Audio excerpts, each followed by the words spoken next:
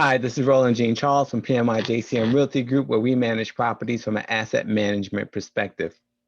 So what are you going to be talking about today? Today's a very interesting topic. The topic is keeping your cool, 5 tips to handling difficult tenant situations smoothly. Now, when things are going right with tenants, things are going right. Am I right? Say that 3 times fast. I mean, so basically, when things are going right to the tenant, as a property owner or property manager, you feel like there's nothing to worry about, right? The job is very easy when things go according to plan. You know, Mike Tyson once famously said, everyone has a plan until you get punched in the face, right? And so when everything's going good, you haven't had any turmoil, everything is good, right? Everything is easy. You move along, you manage your property, you get your rent, right? But what happens when the tenant stops paying rent, right? For example, right now, you have a lot of tenants who aren't paying rent due to the pandemic, right? And the moratorium, right? There are a lot of issues like that that come up that you didn't normally have to deal with in the past.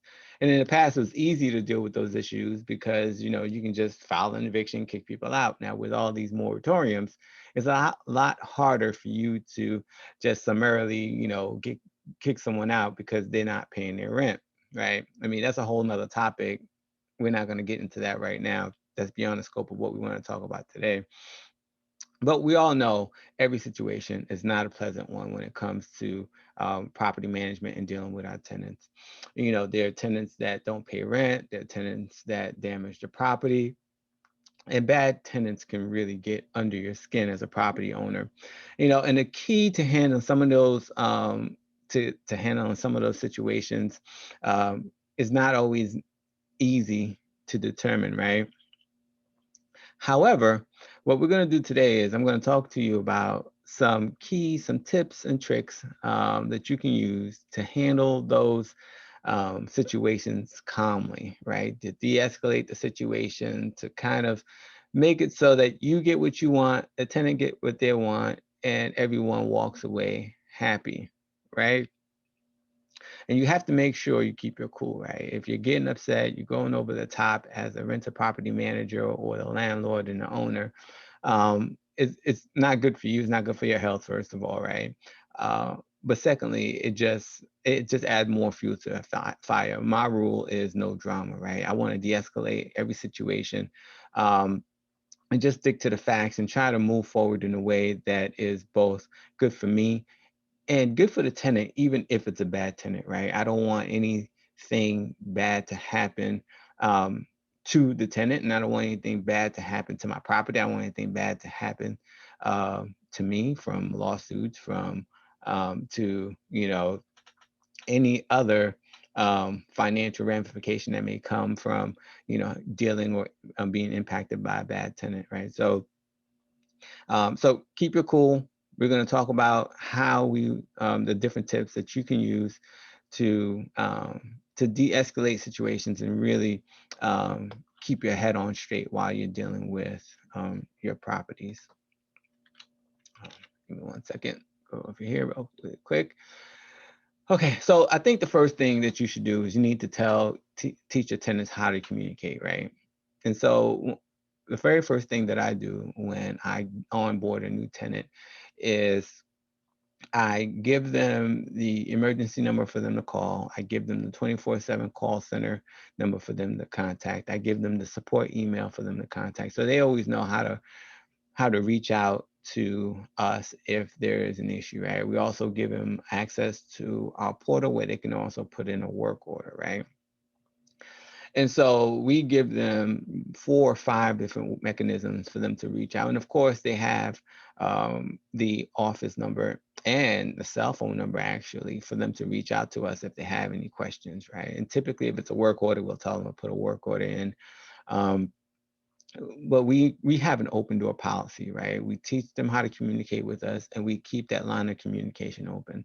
One of the biggest slights on property managers, and I think sometimes even property owners, is that we don't respond to tenants and we don't respond to owners. And so, if you do a better job of that, I mean, that would go a long way to helping the situation and giving you a peace of mind and giving them a peace of mind as well, right? So make sure you take the time up front to teach your tenants how to communicate with you. The second tip is keep records organized and on hand. Now, the best way to do that is to have a property management system and software, right? Because you put everything in there. You can make those records accessible to the tenants, to the owners, to yourself. And if you're an owner, you need to have a filing system or mechanism to track all of your records. If your records are not digitized, it's not online, it's a little bit harder. I mean, I guess people are used to using filing cabinets. I don't keep any records in my filing cabinets. I think that's just too arduous, too tedious. But if that's what you need to do, that's what you do. But you need to make sure you have some type of system to keep all the records, the conversations you have with your tenants, the notes for the property, the questions, the issues, everything. You really, from the time that tenant puts in the application for your property, you need to have the information from that point on all the way through the end of the leasing cycle, whenever that ends up being, right? So make sure you keep your records organized and on hand, because you never know when you're going to need it. And that's going to help you a lot. And it makes it harder for the tenants as well to argue a point when you can show with written records that they're wrong, right? So make sure you keep your records. It's going to give you it's going to really help you keep your cool, because you don't have to go back and argue and try to remember what happened. You'll just bring up the record, and you'll be able to make your point without having to be frustrated or losing your cool. And so the third tip is negotiate with a calm and rational demeanor. I think sometimes property owners, they get emotionally attached to the property. I think that's one advantage of having a property manager as well. We have skin in the game as a property manager, right? We want to make sure that the property is leased so that we can bring value to our owners. However, we're not emotionally attached to the property, right? And that's why, even if you're a great doctor, they won't let you they won't let you operate on a spouse or a child or someone that's close to you, or even a close friend, because you're too close to the situation to think independently and rationally, no matter how good you are. And I think for property owners, they get so emotionally charged because it's their property, they own it. And it's hard for them to separate the fact that the property is an investment that they're trying to get a return on. And the tenant, even though that is, the tenant may not be doing what it is that they need to be doing, they need to treat the property as if it's what it is, right? Which is a vehicle or a tool um, to achieve their financial goal, and they can't necessarily be so attached to it that they don't make a rational decision because they're so emotionally charged. So you have to negotiate with calm and rational demeanor, right? You got to keep your head on straight, think logically, and see what's the best way to get the best return or the best outcome for you and for the tenant. So that's your third tip, negotiate with calm and rational demeanor. The fourth tip, tell terrible tenants to go, right? I mean, if you're having a situation where a tenant is constantly late, I mean, sometimes, and I know some property owners, right, they don't mind tenants being late because that's just another revenue stream for them, those late fees, right? As long as they get the rent at a certain time. Me, I don't operate in that way, because I find that allowing a tenant continuously to be late, at some point, you get to where you get to a point of diminishing returns. And I'll tell you what I mean by that, right? So let's say if the tenant is late by 10 days, right? And you charge them a late fee, right? And they end up paying their rent maybe on the 15th or the 20th or something like that. By then it's already half the month already gone, right? But then they have to pay the rent again on the 1st, right? And then the cycle just continues, right?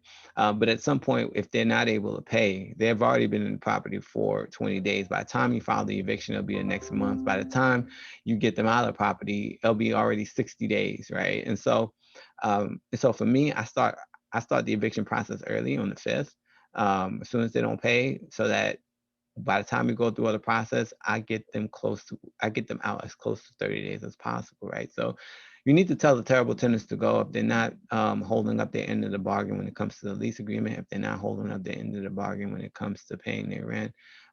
Tell them go in a nice and respectful way, right?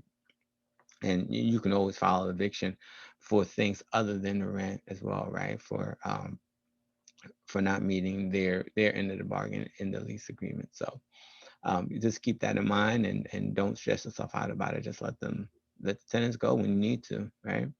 Um, the fifth and final tip is delegate the tough conversations to a professional, right? The best solution for dealing with with tough conversation is delegation. I tell people all the time.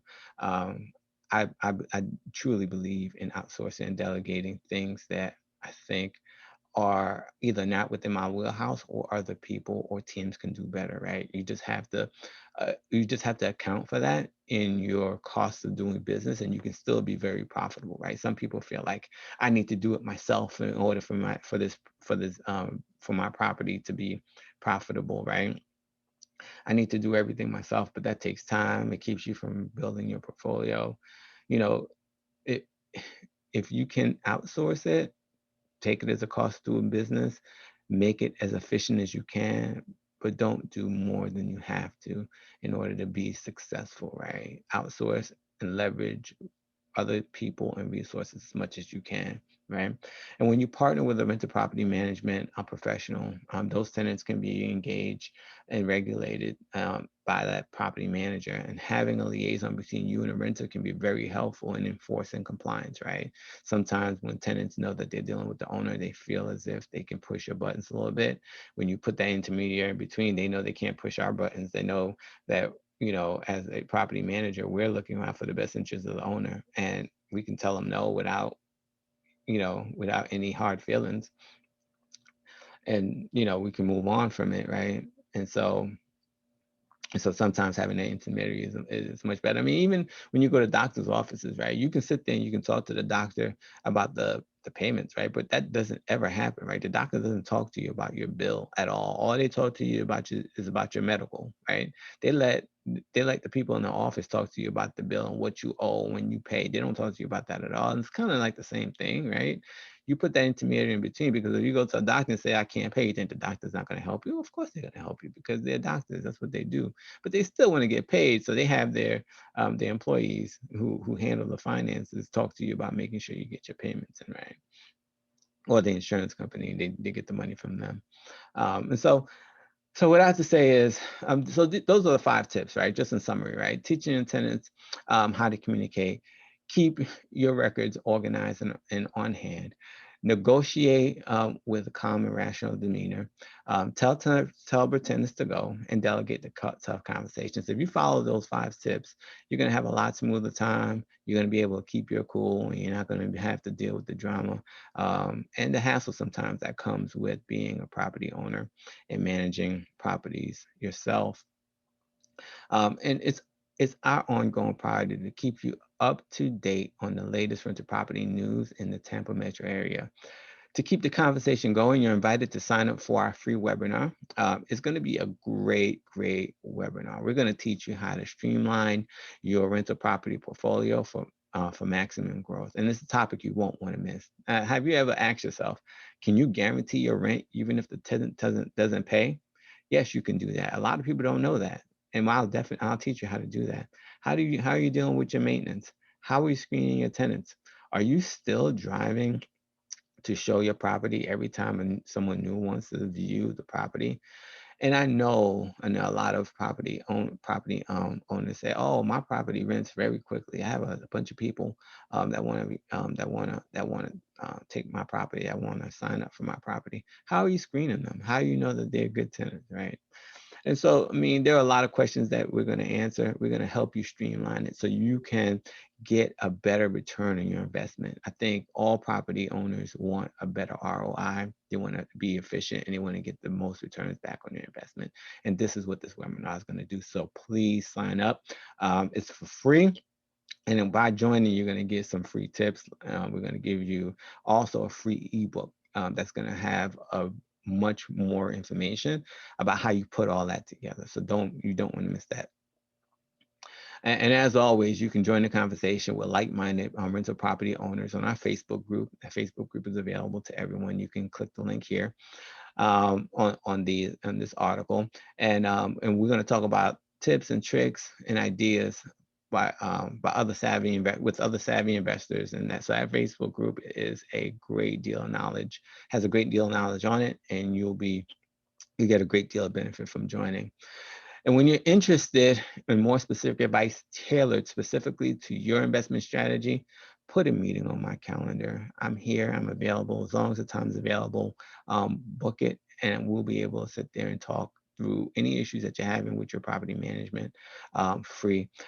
It's free mentoring basically, right? And we'll be able to help identify solutions for any issues that you're having. So please reach out to me. My telephone number is also on this here, PMI JCM Realty Group. You can reach me at rcharles@pmijcmrealty.com. You can call me at 813-333-9617.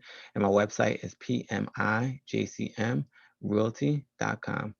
Thank you for listening. And until next time, have a great day.